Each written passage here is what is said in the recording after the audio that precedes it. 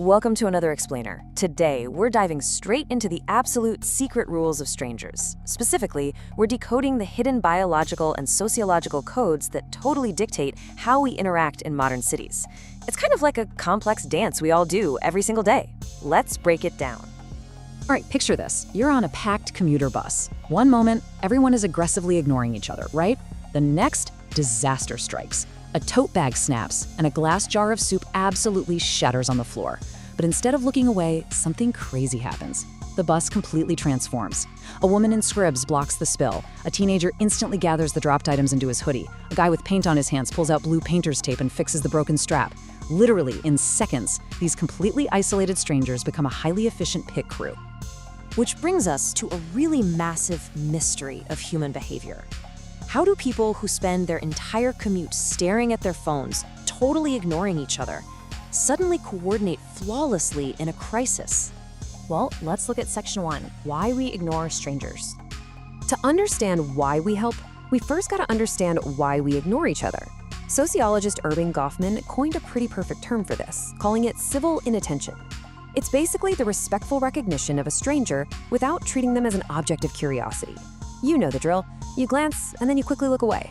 It's not malice. Honestly, it's just a really polite urban survival tactic.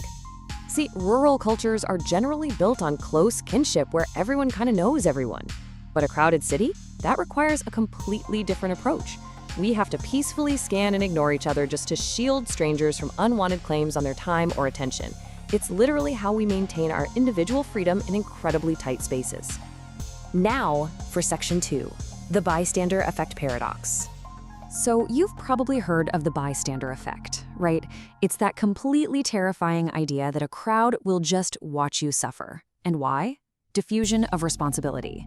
Everybody just assumes someone else is going to step up, so nobody actually does. But wait, a massive review of real emergency data reveals a completely wild paradox. In non-dangerous emergencies, think dropping your pens or spilling coffee, the bystander effect is huge. Nobody helps. But when a situation turns highly dangerous, like a physical attack, the bystander effect actually shrinks, and group intervention goes way up. Here is the absolutely crucial point. In severe crises, the human math changes completely. People instantly realize, hey, I can't act alone. A single helper just isn't enough to stop a major threat. So, bystanders actively recruit the crowd, building a powerful collective team in mere seconds. Moving on to Section 3, the helper's high. So why do we instinctively jump into that collective response? It all comes down to brain chemistry. Coined back in the 1980s by psychologist Alan Lux, the helper's high proves that altruism isn't just some moral choice, it's a literal physical rush. We are literally hardwired to feel incredible when we help someone out. When you help a stranger, your brain just dumps a super potent cocktail into your system.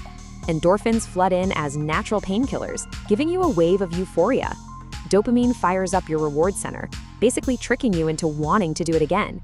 And oxytocin is released, reducing your stress and emotionally connecting you to the person you just helped. This neurochemical reward system is practically an evolutionary magic trick. When you're super stressed, helping someone else literally forces a mental break. It pulls you right out of your own anxiety loop. And by fixing their problem, you tangibly prove your own competence in the real world. Which leads us to Section 4, building social capital. When you zoom out from individual brain chemistry to the whole city, these micro interactions start to build something called social capital. This is the shared network of goodwill, norms, and trust. It's literally the glue of society. Without it, our economies and institutions would simply collapse.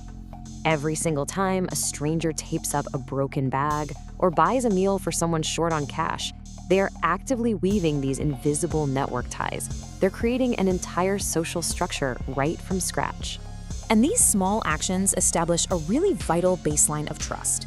The cool thing is, this benefits absolutely everyone, even the people who are just sitting quietly on the bus witnessing it. They benefit because their environment suddenly becomes tangibly safer and way more connected. Let's bring it all together in Section 5, Humanity is Awesome. Let's look at some rapid-fire examples. Picture a couple instantly sacrificing their hot meal for first responders rushing out the door, which then sparks a chain reaction where the restaurant manager just comps their food. Kindness is totally contagious. Or how about a woman who steps in to pay a declined card for $11 at a gas station? She isn't doing it for glory. She just recognized a shared human vulnerability, simply telling the younger stranger, "I have kids your age." Then there's the LA Metro, 3 strangers silently stepping up to hold a wheelchair steady on a bumpy train ride for a vulnerable commuter.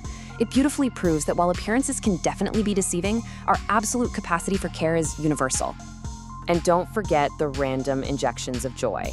Imagine a customer dropping a massive $60 tip on a minimum wage concession worker for absolutely no other reason than just to make their night. Or the quiet dignity of a homeless man fixing a stranger's broken shoe on the New York subway without saying a single word. He saw a problem, possessed the skill, and just stepped up, proving that absolutely anyone can be the source of a community's strength. So the science is crystal clear. We are biologically wired to care, neurochemically rewarded when we do, and sociologically dependent on these tiny acts to keep our cities from falling apart. The invisible network of humanity is out there, just waiting. The only question for you is, are you going to be a bystander today, or are you going to build the network?